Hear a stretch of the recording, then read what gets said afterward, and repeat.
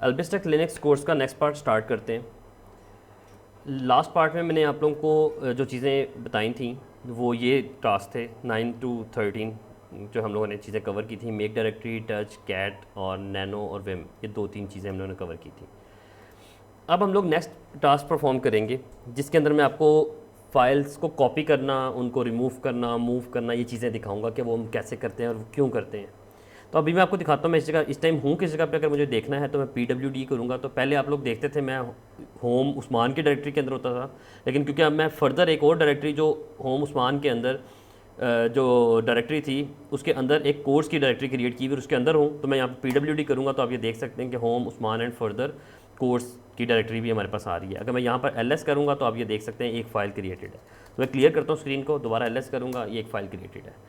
अब मैं क्या करता हूँ, अगर मुझे ये फ़ाइल को देखना है तो मैं आपको बता चुका हूँ कि कैट की कमांड से मैं इसको देख सकता हूँ। मैं यहाँ पर कैट लिखूँगा, इसके अंदर देख सकता हूँ। अगर मुझे इस फाइल को कहीं पे कॉपी करना है या इसी जगह पे इसी डायरेक्टरी में ही कॉपी करना है किसी और नेम से, तो कॉपी करने की कमांड होती है यहाँ पर। अगर हम लोग लिनक्स में कॉपी करना है तो उसकी कमांड होती है CP कॉपी कमांड। अगर फाइल को कॉपी करना है तो हम इस तरह से कर सकते हैं, ठीक है। ये है फॉर फाइल्स, अभी मैं इसलिए लिखा है फॉर फाइल्स क्योंकि ये फाइल्स को कॉपी करने का तरीका है। तो फर्दर मैं आपको बताऊंगा कि कॉपी कमांड फॉर डायरेक्टरीज कैसे होता है, ठीक है। डायरेक्टरीज की कमांड ये मैंने इसलिए लिख के रख लिया ताकि मुझे याद भी रहे। अच्छा, अब मैं क्या करता हूँ, LS करता हूँ, एक फ़ाइल क्रिएटेड है। अगर मुझे इसी फाइल को एक और नेम से कॉपी करना है तो मैं इस फाइल को डबल क्लिक करके सिलेक्ट भी कर सकता हूँ। ये प्रॉपर्टी का फ़ायदा ये होता है कि यहाँ पर अगर आप नुकसान भी एक तरह से होता है कि आप इसको अगर डबल क्लिक कहीं पे भी आपका हो गया तो वो कॉपी हो गई है। मैं यहाँ पर पेस्ट करूँगा, राइट क्लिक करूँगा तो वो पेस्ट कर देगा। तो ये मुझे क्योंकि पता है कि मैंने क्या चीज़ कॉपी की है, तो मैं यहाँ पर डबल क्लिक करूँगा इसके ऊपर, तो ये कॉपी हो गई है। अब मैं क्या करता हूँ, अगर मुझे कॉपी करना है तो मैं यहाँ पर लिखूँगा CP। पहले आता है, देखिए कॉपी की कमांड रन कैसे होती है। कॉपी की कमांड इस तरह से रन होती है कि पहले आता है कॉपी, फिर आता है source file name and space, फिर डेस्टिनेशन फाइल नेम। तो इसलिए आपने ये चीज़ याद रखना है कि या लोकेशन, अगर मुझे इसी डायरेक्टरी में करना है यानी कि कोर्स वाली डायरेक्टरी के अंदर ही कॉपी करना है तो फिर मैं लिखूँगा कॉपी फाइल नेम पहले, यानी कि सोर्स फाइल नेम आ गया, और डेस्टिनेशन फाइल नेम क्या है कि लिनक्स, मैं इसके नाम थोड़ा चेंज कर लिनक्स फाइल 2। अब एंटर कर देता हूँ। ये क्या हुआ है, कॉपी हुई है ये फाइल जो पहले एग्जिस्ट करती थी विद दिस नेम, एक और फाइल क्रिएट हो गई है इस नेम से। अगर मैं यहाँ पर LS करूँगा तो अब आप देखेंगे पहले एक फाइल थी, अब यहाँ पर 2 फाइल्स हैं। और दूसरी फाइल में क्या है, अगर मैं उसको कैट करूँगा तो उसके अंदर भी वही कंटेंट है जो मैंने पहली में रखा था। तो इसको कैट करूँगा तो आप ये देख लें सेम टू सेम कंटेंट है। अगर मैं पहले को एक्सेस करता हूँ तो तब भी वही कंटेंट है, सेकंड में भी वही कंटेंट है।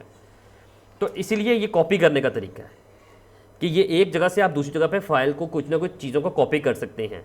लेकिन अगर मैं कंटेंट चेंज करता हूँ तो मैं इसी को अपनी जो दूसरी फाइल क्रिएट की इसको विम कर लेता हूँ, यहाँ पर एंटर करता हूँ और यहाँ लिख लेता हूँ वर्जन 02, ठीक है। मैंने एक चीज़ यहाँ पर एडिट कर दी, सॉरी, ये मैंने एडिट की है और मैं यहाँ पर ये डाल दूँ। अब मैंने आपको बताया था बाहर निकलने का तरीका ये है कि आप यहाँ पर एस्केप प्रेस करें, फिर कॉलन, फिर WQ, ठीक है। तो आप इस तरह से क्विट कर सकते हैं। अब मैं दोबारा कैट करता हूँ इसी फाइल को 2 वाली को, तो आप देखें इसके अंदर वर्जन 2 आ गया, उसके अंदर कुछ भी नहीं है। अगर मैं अप एरो करता हूँ और 1 को देखता हूँ तो उसके अंदर कुछ भी नहीं है, इसके अंदर वर्जन 2 है। तो ये 2 तरह से हम कॉपी भी कर सकते हैं और चीज़ देख सकते हैं। अभी तो मैंने आपको ये सिर्फ बताया है कि मैंने एक फ़ाइल को उसी डायरेक्टरी के अंदर रहते हुए, सपोज दैट कि मैं आपको यहाँ पर दिखा देता हूँ कि अगर मैं ये डेस्कटॉप है मेरा, अगर मैं डेस्कटॉप पे ही एक फ़ाइल को किसी और नेम से कॉपी करूँ तो किस तरह से करना है।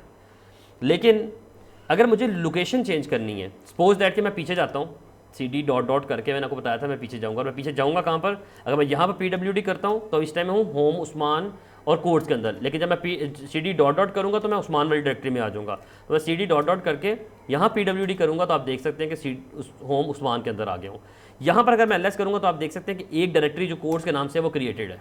मैं यहाँ पर एक और डायरेक्टरी क्रिएट करता हूँ MKDIR और यहाँ लिख देता हूँ लिनक्स कोर्स, ठीक है, लिनक्स अंडरस्कोर कोर्स कर देते हैं, ठीक है। मैं दूसरी डायरेक्टरी भी क्रिएट कर दिया। मैं यहाँ पर LS करूँगा तो 2 डायरेक्टरीज क्रिएटेड है। इसमें तो कुछ कंटेंट पड़ा हुआ है लेकिन इसमें कुछ भी नहीं पड़ा हुआ। अब आपको एक जल्दी से एक मज़ेदार कमांड दिखाता हूँ, ls वाली से रिलेटेड ही है, ls की कमांड से रिलेटेड है कि अगर मुझे विदाउट एंटर हुए, इस टाइम मैं देखो PWD करता हूँ तो मैं इस टाइम होम उस्मान के अंदर हूँ, मैं विदाउट इस फाइल इस डायरेक्टरी के अंदर एंटर हुए इसका कंटेंट देखना चाहता हूँ कि इसके अंदर लिस्ट करना चाहता हूँ कि इसके अंदर क्या क्या कुछ पड़ा हुआ है, तो मैं ये देख सकता हूँ। आप कहीं पे भी बैठ के अपनी किसी भी लोकेशन की फाइल को देख सकते हैं या डायरेक्टरी को देख सकते हैं उसके अंदर क्या पड़ा हुआ है। अगर मैं यहाँ पे ये कमांड लिखूँ ना ls स्पेस कोर्स, तो आप ये देखें ये चीज़ शो करती है कि इसके अंदर कुछ है या नहीं, यानी कि ये डायरेक्टरी है। फॉरवर्ड / शो करिए इट्स अ डायरेक्टरी, अगर एक फाइल होगी तो फिर ये फॉरवर्ड / नहीं आएगी। तो मैं ls लिख के लिस्ट करके आगे डायरेक्टरी लिखता हूँ और एंटर करता हूँ, तो वो देखिए उसके अंदर दिखा रहा है कि इसके अंदर क्या है। मैं अभी डायरेक्टरी चेंज नहीं हुई, मैं बैठा इस टाइम भी PWD करके दिखाऊँ तो मैं उस्मान वाली डायरेक्टरी में कोर्स वाली में नहीं हूँ, लेकिन मैं फर्दर किसी की डायरेक्टरी के अंदर पड़ा हुआ कंटेंट देख सकता हूँ without moving to that directory.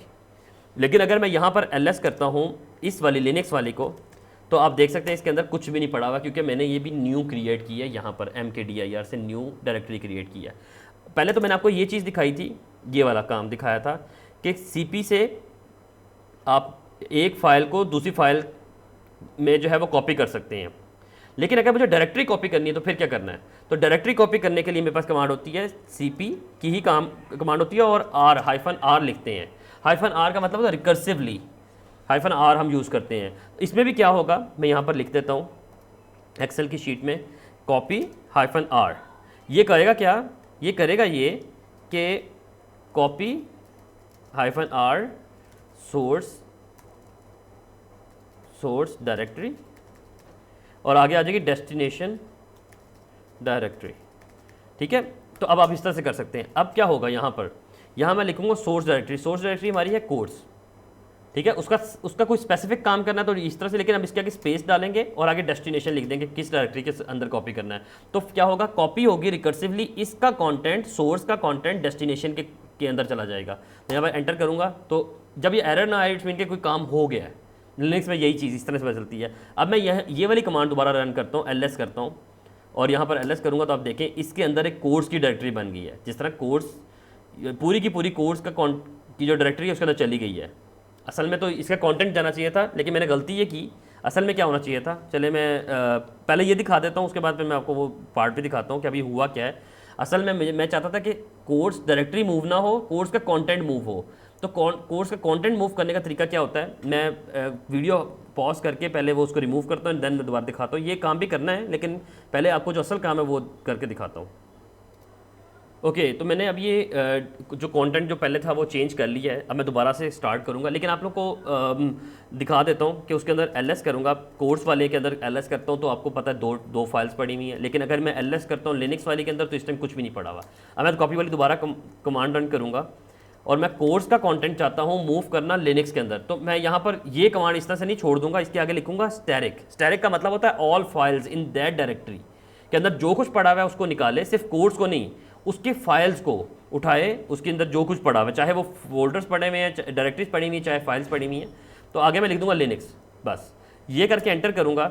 और अब मैं जब यहाँ पर ls की कमांड लिनक्स की देखता हूँ तो आप देखें दो फाइल्स जो कोर्स में पड़ी हुई थी, कोर्स वाली डायरेक्टरी में पड़ी थी, अब वो लिनक्स कोर्स के अंदर आ गई हैं। तो इस तरह से मैं फाइल्स को मूव कर सकता हूँ। वो तो पहले गलती से पूरी डायरेक्टरी चली गई थी ना, इसलिए हमें ये चीज़ ध्यान रखनी है स्टैरिक। अगर कोई स्पेसिफिक फाइल मूव करनी होती है तो मैं स्पेसिफिक फाइल का नाम लिख देता यहाँ पर, तो वो स्पेसिफिक फाइल मूव हो जाती। अच्छा, एक कमांड है जो मैं काफ़ी कॉमनली शायद यूज़ करूँगा और आप लोग कहेंगे मैंने पढ़ाई नहीं थी या बताई नहीं थी, लिस्ट से रिलेटेड ही है। मैं $L भी बहुत दफ़ा यूज़ करता हूँ, मेरी आदत है मैं $L यूज़ करता हूँ। मैं $L का मतलब ये होता है, $L का मतलब है कि आप लॉन्ग लिस्ट देखना चाहते हैं तो आप ये $L यूज़ कर देते हैं। तो अब मैं $L बहुत ज़्यादा यूज़ करता हूँ, इसलिए मैंने आपको अभी बता दिया कि इसका विजिबिलिटी मुझे ज़्यादा बेटर लगती है जब मेरे पास दोनों फाइल्स यहाँ पर ईजिली नज़र आ रही हैं।